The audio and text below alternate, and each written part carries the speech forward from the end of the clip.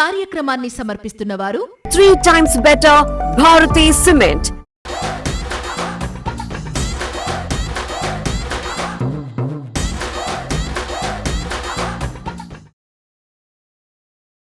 అందరికీ నమస్తే. గరం గరం వార్తలకి స్వాగతం. ఇవాళ కూడా మీకోసం చాలా వార్తలు పట్టుకొచ్చినాం. అంతకంటే ముందుగాల హెడ్లైన్స్. రామన్న కొట్టిండు 6ల మీద 6లు, మస్తు ఎంజాయ్ చేసిండ్రు కార్యకర్తలు. సర్పంచ్ దావత్ ఇచ్చిండు ఏకదంగా, షానా ఎరటిలతోని భోజనం పెట్టిండు కడుపు నిండుగా. కన్న తల్లి సర్ప్రైజ్ చేసింది కొడుకును, చదువులకు పోయి చాలా రోజులకు చేరిండు ఇల్లును. మీసం తీయించుకుంటా అనే ఛాలెంజ్ విసిరినోళ్లకు బ్లేడ్ తీసుకెళ్తున్న తిరకాసు. నేను చెప్పిన పని చేయకపోతే మీసం తీసేసుకుంటా అన్నాడు. కేటీఆర్ సార్ మైక్ పడితే ఎట్లుంటది? సూపర్ డూపర్ పంచులేస్తాడు, అవతలి పాటోళ్లకు డంకీలు ఇస్తాడు. ఒక్క మాటలో చెప్పాలంటే కేసీఆర్ సార్ ఎట్లా మాట్లాడతాడో కేటీఆర్ సార్ కూడా అట్లనే అదే రేంజ్లో మాట్లాడతాడు. జోకులు కూడా గట్టిగానే వేస్తాడు.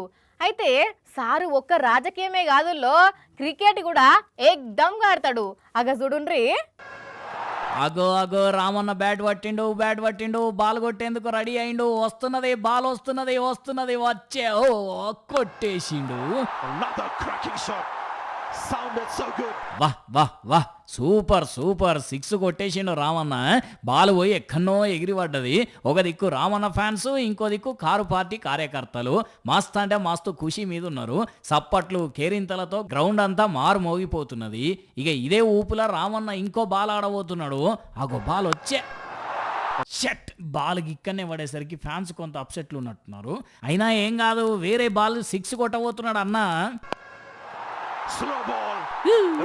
రామన్న రాజకీయాలే కాదు క్రికెట్ కూడా గట్టిగానే ఆడుతున్నాడు. పోన్రి, అయినా రాజకీయాల బిజీగా ఉండే రామన్నకు క్రికెట్ ఆడేందుకు బాగానే టైం దొరికింది. ఇంతకు ఏడికి పోయి ఆడిండంటే సొంత నియోజకవర్గం సిరిసిల్లలో కేటీఆర్ కప్ క్రికెట్ టోర్నీలు పెడితే దాంట్లో గెలిచిన విజేతలకు ప్రైజులు ఇచ్చేదందుకని పోయి ఇట్లా ఆడిండు. కానీ 6 మాత్రం భలేగా వచ్చిండు. పోన్రి, అట్లా సర్పంచ్ ఎన్నికల్లో గెలిచిర్రో లేదో తెల్లారంటే తెల్లారు నుంచే పనులు షురూ చేసి రువ్వడిగా దూసుకుపోతున్నారు కొత్త సర్పంచ్లు.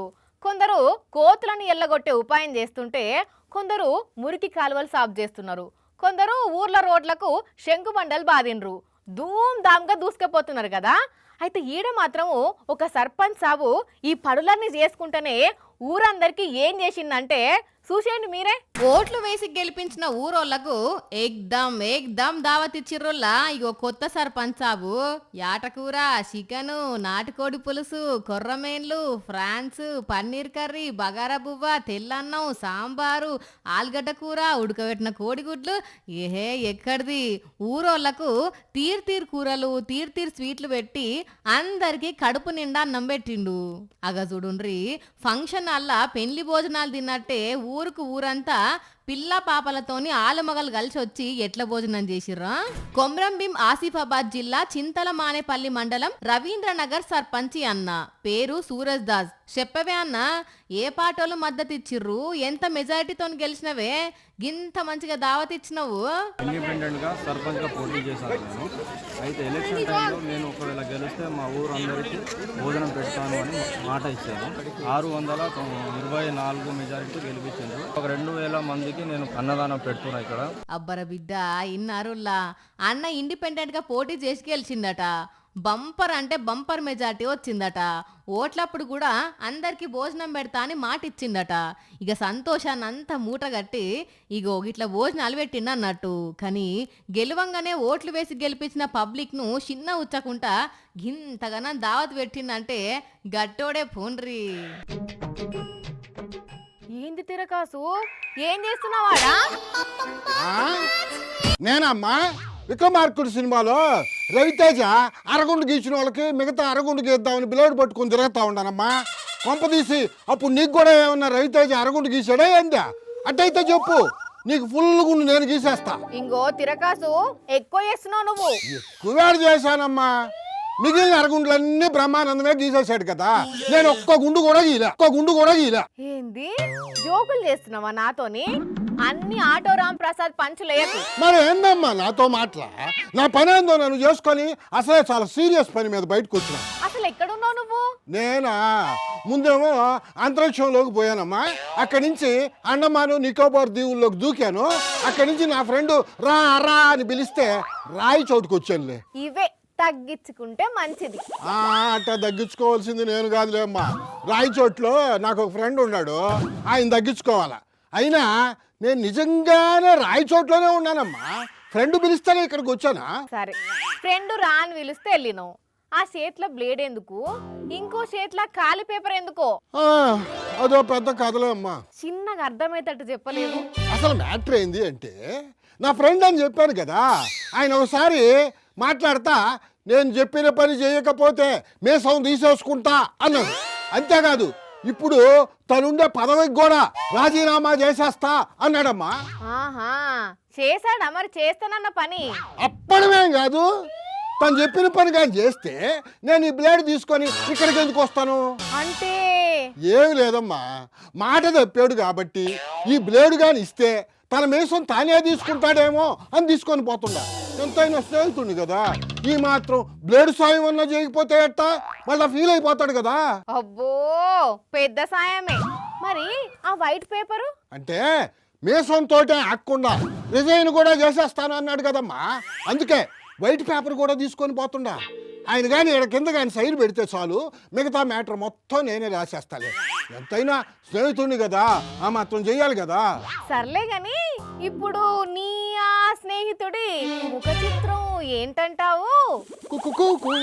కుకు అని కాదు కానీ పాపం ఎక్కి ఎక్కి ఏడ్చినట్టుగా నటిస్తా ఆస్కార్ అందుకోవడానికి కూడా ప్రయత్నం చేస్తున్నాడంటమ్మా.